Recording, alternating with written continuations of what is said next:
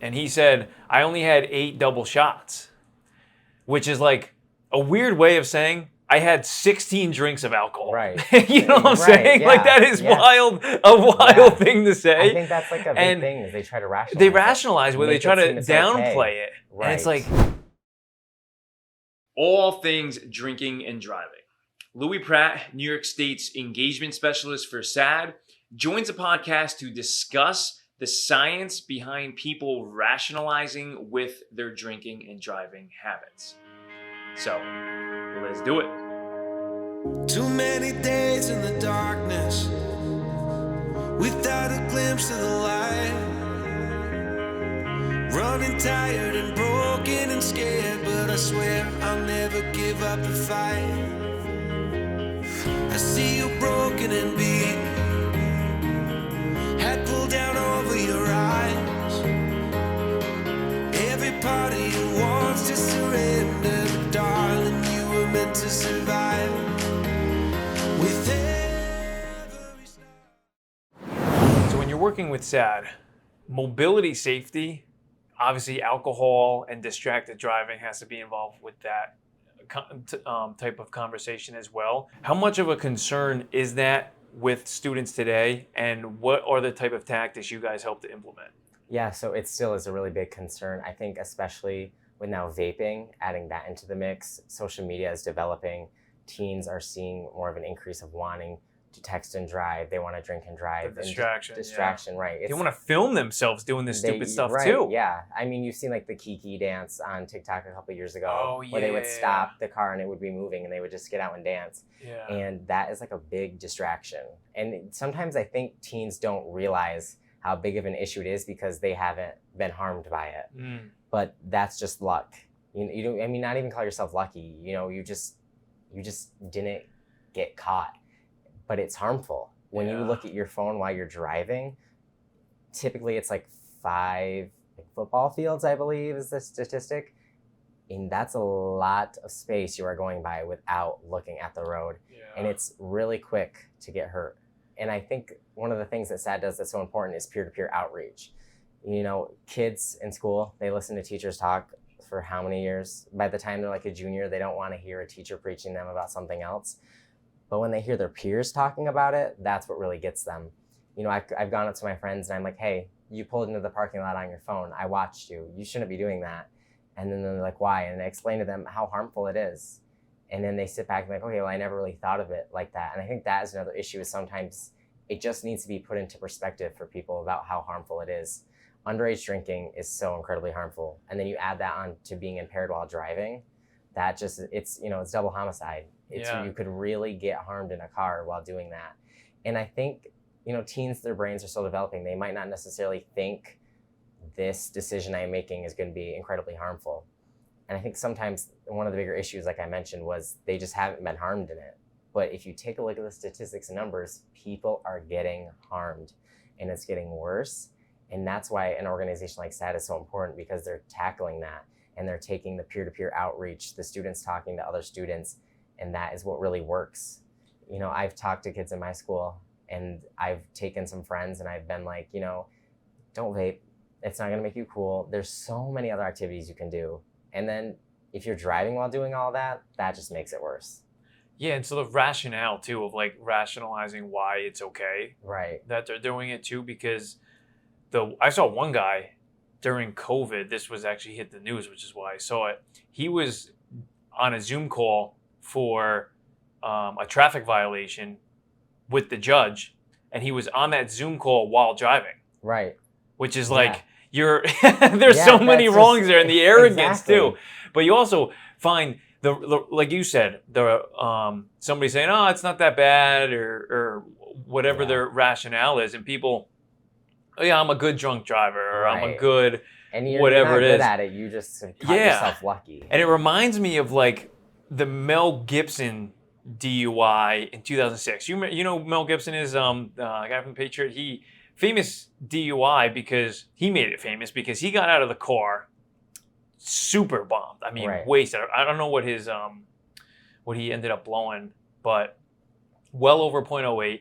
He tried to rationalize with it, and he said, "I only had 8 double shots," which is like a weird way of saying I had 16 drinks of alcohol. Right.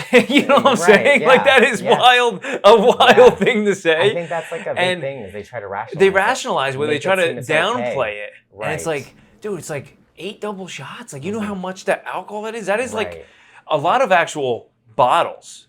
Like a 750 milliliter bottle, actually, it comes out to about 23 servings, which is, he almost just admitted to having an entire bottle of liquor by downplaying that. And you realize how dangerous it is at a guy like that. Even maybe he's an alcoholic, maybe he drinks a lot, so his tolerance is very high, but there's still, it's just an enormous level. And there's like no excuse for it in general. And I think one of the excuses that teens try to use is that they're good at multitasking. Psychologically, your brain is wired to be a monotasker. Nobody can multitask. That's just not how our brains are wired. And I think that's an excuse that comes up a lot too is, oh, I can text and drive. Oh, I can do this and drive. You're not meant to be a multitasker. Your brain can only focus on something once. That's just how psychology has studied it. And that's how it's found that's worked. Well, especially with men too, we're designed to really hyper-focus on just like one thing. Right. And I think women have the edge in terms of multitasking if we were to pick one or the other, which is why I think a lot of them, you walk in the restaurants, a lot of times they're the servers because they're able to go, okay, you want a Coke, you want a Sprite, you want this, you want that. Sometimes they're not even writing it down. I'm like, wow, that's a memory. Yeah. But they're able to multitask as they're already putting like plates together for the tables. And then I think about that and I realize why men typically have to pay more for car insurance by average earlier in life, because car insurance companies go, okay, from this amount of information that we have, men between like 17 and 21, 22, I mean, you look at the amount of car wrecks that they've been in and have caused, and most importantly, single car wrecks. Because that is like a wild statistic. When it's a single car wreck, you go, it was clearly just you then, because there wasn't anyone else involved, which is so dangerous because it means you've just been going how fast. Right. I mean, really how fast. And I could think of like probably 3-4 people off the top of my head in these 2 seconds thinking about the high school that I went to within like the 4 years before me and when I was there and the 4 years after me, people dying in car wrecks just because of the amount of speed or the alcohol involved. And the thing is, they know that it's wrong when they do it. Yeah. But they just don't have that 1 second when that judgment decision is made. They make the wrong decision, and then it's over. Right. Exactly. Yeah. No, it's so bad, and I think like it really is a lot of them. They just try to make excuses. This is why it's okay that I do that. This is why it's okay to do that. But it's not okay that you do it. And you know, I've seen so many kids in my school get ticketed for texting and driving, for speeding, for doing all those things. And then they're like, oh, darn, I had to pay the fine. And then they do it again. And it's so hard to get them to learn the lesson. And I think like the saying, like ask for forgiveness, not permission, like that's one of those in those cases where there's this advice that's been put out there that's like, oh, you're fine. Your parents aren't going to catch you drinking. Your parents are going to do this. But it shouldn't be about what I mean, obviously it should be about your parenting, but also like your morals. Like, you shouldn't be doing that. There is a reason it's illegal. It wouldn't not just be illegal for no reason. You shouldn't be drinking and driving. I mean, even overage drinking and driving, it kills and it kills. And to sit back and just see stories on the news, you know, a teen died in this crash because they were texting, they were doing this. And then not only does it hurt you, but you're sharing the roadway, and sometimes you're killing other people that are on the roadway with you. And that too, it's just so harmful. And it's so sad to sit back and watch because that's somebody's life. That's somebody's family. That's an empty seat at a Thanksgiving dinner table. You know, that's someone who's not coming home. You have to really be selfless and think about you're sharing the roadway with somebody else. And I think that's so important. Yeah, because there happens so quick and the regret right afterwards is enormous, but at the same time, you cannot take it back. Right.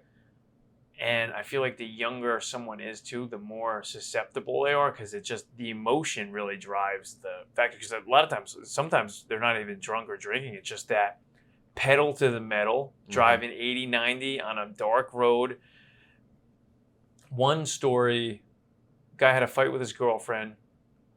This is high school. Fight with his girlfriend about 10 minutes away from his house. Speeding like a monster. And there was like this straightaway, but in the middle of the straightaway, there was like a very quick C. And that C, he got to the end of it, but really wasn't going straight. He was still trying to get control over the car. And on the right-hand side was an entire like mason supply company that had like concrete and building materials. And halfway down the road, there was a humongous block of concrete that was there, that was solid. And he was still trying to get control at night and just missed the telephone pole right before the concrete, head on, going probably no less than 80, died at the scene. And that concrete wall did not move, didn't move an inch. And I believe that his father was even a doctor at the hospital that he ended up getting transported to. Now, I'm not sure if he was either A, working at the time, but if he was working at the time, super awful.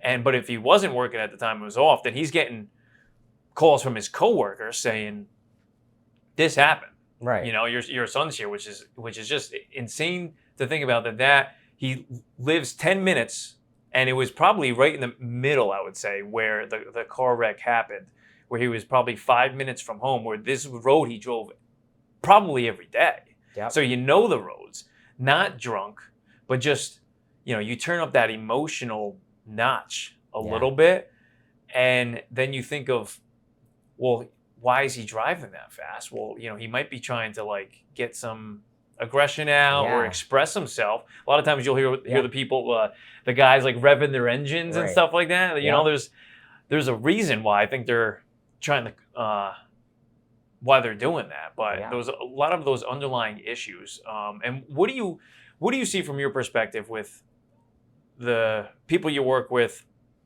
through SAD that might be an underlying issue that is causing people to get in the cars and be absolutely careless, intentionally careless, almost, with the distracted driving, a little bit of drinking and driving?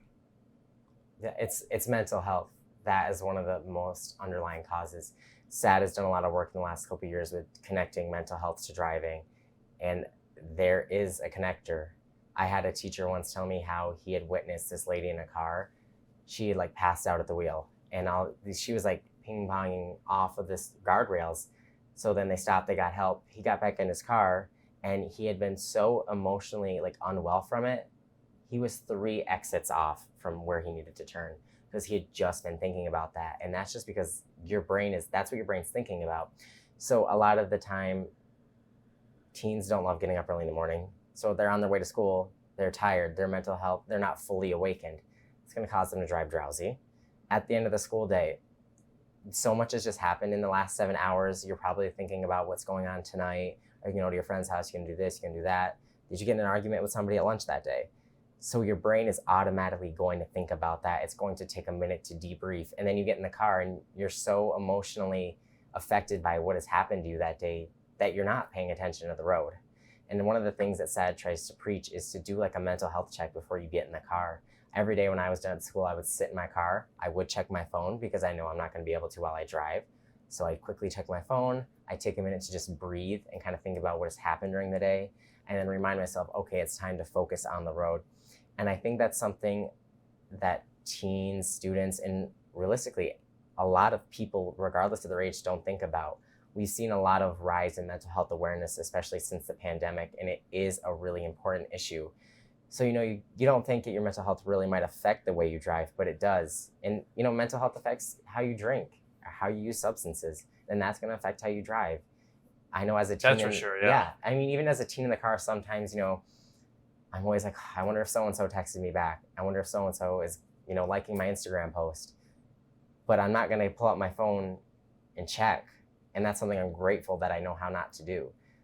But some people can't fight that urge because like they're just so hyper-focused on what's going on their phone. And that's all caused by their emotions. And then you add driving into that, and then it just makes it even more harmful. There is a really big link between your mental health and how you're going to drive. Well, and also too, car manufacturers are not doing anybody any justice right now, because you plug your phone into your car, you get a text from somebody, it's going to show Pops up right up on the dashboard. And if you get a text from, say it's mom, right? Mm-hmm. You're going to look at it, it says mom, okay, but then now on your mind, in your subconscious, you know there's a text from that person and they're waiting on you. Right. I can only imagine it's from somebody that you're currently flirting with or something. Right. You see their name pop up Yeah. in your dashboard, you're grabbing that phone. Right. You're grabbing that phone. I know most people would, Yes. instead of like... And then you have the ability to reply, listen to the Yeah. message, do all that kind of stuff. And that's why SAD also preaches to put your phone on Do Not Disturb. Your car has a radio. I mean, if you're not going to listen to all 10 eras of Taylor Swift at once, and so be it. You should be paying attention to the road. I know sometimes that's another thing, is just because technology is so developed that you could go on there and you could scroll on Apple Music and you can scroll and pick your playlist. And you know that while you're driving. Yeah, and while you're doing that, even if it is just picking the song, right? Your eyes aren't on the road. Yeah, it isn't, and you're just picking a song. It's like, okay, you rationalize it. Say it's like a 2-second thing. Say you're at a stoplight, right? Yep. But you pick up your phone. What do? You swipe up. Boom. You've seen all your messages, Right. your emails. Now you're That's not where even. your mind is. Yeah, and why did they email me this? Why did they text me this? Yeah, and even if you put your phone down, you Right. put it down, you're now not zoned into the road. Yeah. You're thinking about X person, which is now you're thinking about your last encounter with them or whatever it is, and it's a spiral. It just yeah. keeps going and it's going and it's going, and that's why when I put my phone in my car, I don't let the screen face me, because then when it alerts you, it's going to show up. You see the brightness. Up. Yeah. So that's why you should do not disturb it and not let it face you. Out of sight, out of mind is kind of the case with that. Let the radio play. The car originally, years ago, before technology was so developed, nobody designs a car so that people are going to get into a crash. That's why your radio's on there. That's why all the options. You have a steering wheel. You can turn up the volume under it. You can change the song under it. You don't need to be looking at it and touching it and responding to all the messages. And also, I think another issue is, your mom's going to text you. Your mom doesn't want you to text and drive. So that's when you have to think about, okay, I think she will understand if I tell her I didn't get back to my message because I was driving. She should understand because you were doing a proper decision to save your life. And sometimes it's so hard, because I think, like we've seen, social media is incredibly rising these last couple of years. So when you're getting all those notifications, you want to go and reply to somebody's comment, you want to see what they posted, but just wait. And that's why I always try to take a couple minutes before I drive, and once I get done driving, I might scroll on social media for a second. I'll be like, okay, you know what? Time to focus on driving now. And that's just because I'm mentally able to. I've trained myself to do that. But sometimes, we might not be able to do that just because of that mental state we are in. So it's a very good point, because it's being intentional with it, where, okay, I am going to check social media. Right. But then I am going to put it down, because a lot of times we're in such a rush that it's like, all right, I'm just going to get in, turn on the keys, look at the phone real quick, and you're not really thinking, all right, I'm definitely going to put this down, not going to touch it again until I get back. Right. But also, too, like, your GPS is out there. So when people are traveling, I'm going to go look at the GPS, then boom, you got 3, 4, 5 messages, and it's like, oh, man, and I feel like almost like that system is not intentionally, but it is designed to be a distraction, where sometimes you have to grab that GPS, and then boom, you're looking at the latest news cycle that's popping off on Twitter, and now you're like, oh man, I got to be included. I got to feel, I'm getting FOMO, blah blah blah. And this happened, that happened, and then you try to pull up your GPS, which actually, like on Waze, it'll show like, or say like, you're not doing this while driving, which clearly most people are. Right. And then it's hypocritical on their end, because they'll say that, but then ask you notifications, is this police car still there? Yes or no? Right. Is this accident still up ahead? And clearly, like, I would be driving when I'm supposed to answer those questions. So Waze actually really does not do a good job of doing that, because they know you're driving and they are banking on you doing that while driving, which then, okay, I see a cop car coming up the road. Now I'm out looking for the cop car because I don't want to get a ticket. And then I'm going to hit the yes, he's there, or no, it's not. And that itself is just designed for a distraction, which now that I think about it, it's really like, that is messed up. Yeah, and I also, talking about this, it makes you realize how important passengers are.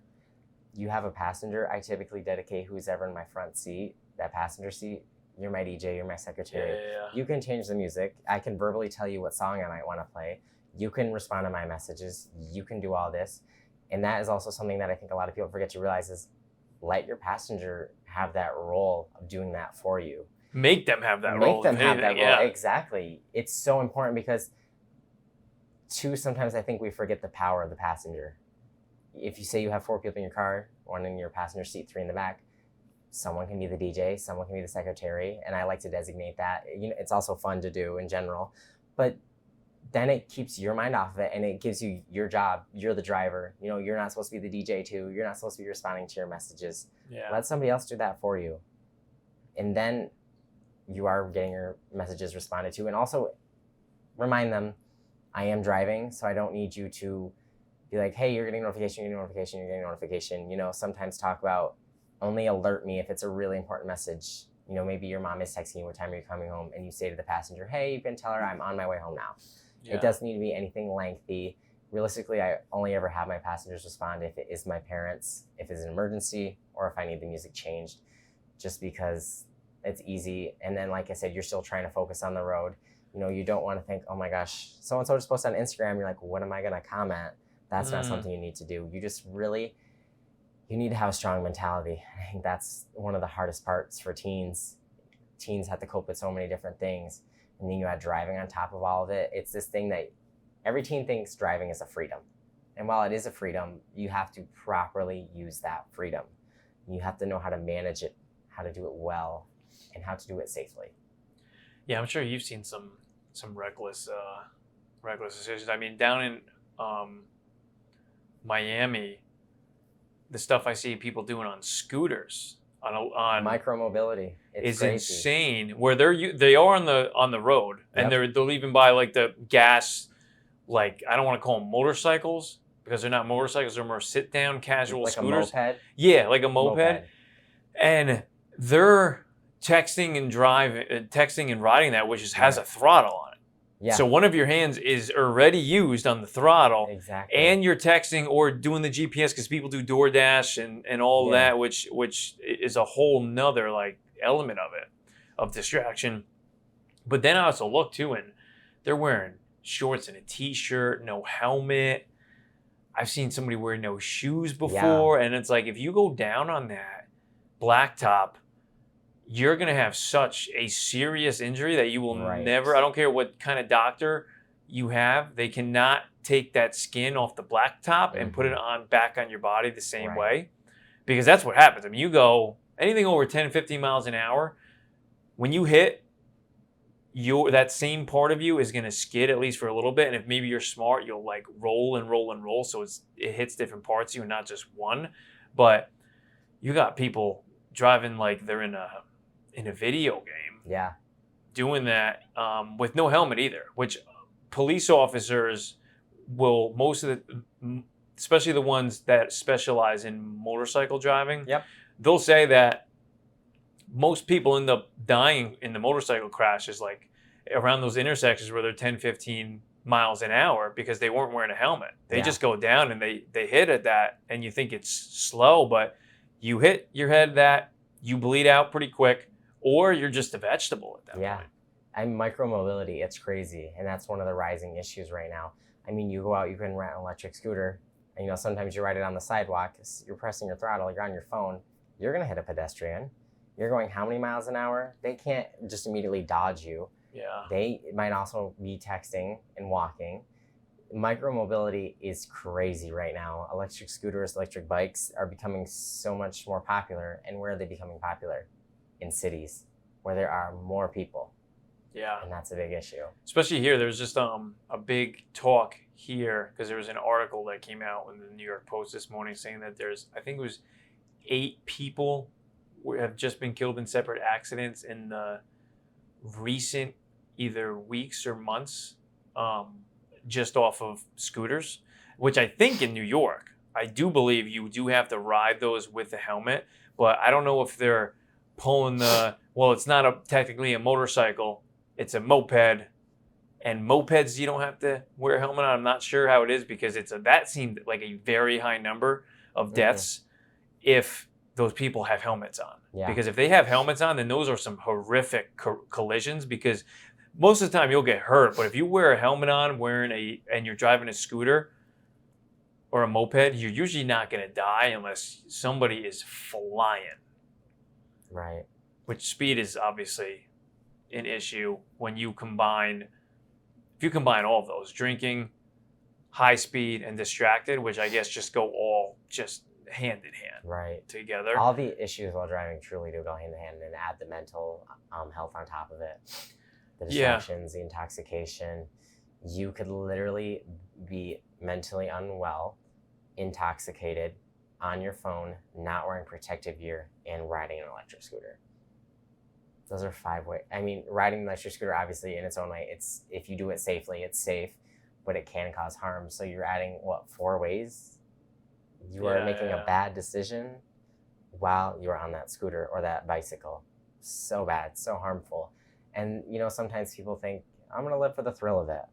Be wild, be crazy. No, be safe. You need to be safe. Yeah, at the end of it, because that I know some people got in some motorcycle accidents like that. And you share the road. Gloves and you share the road. Yeah, you do. Regardless of if you're walking, riding a moped, or driving, if something happens, everyone's screwed. Yeah. Really. So thanks for all this, Louie. I appreciate it, man. Of course. I appreciate you coming on. I'd love to chat with you down the road on some more impacts that you guys have had. If you've your types of approaches, if they've changed on speaking with students and how receptive really students are on a lot of these, and if they're actually implementing it on their own time, or if they're just giving the I'll do it, and then maybe they do it for a day or two, but if they're really changing it before it hits home, because by then it's like, well, everything we taught is it's already hit home. We were supposed to, we were trying to move that the whole time, man, Yep. Thanks so much, Louie. Of course, thank you.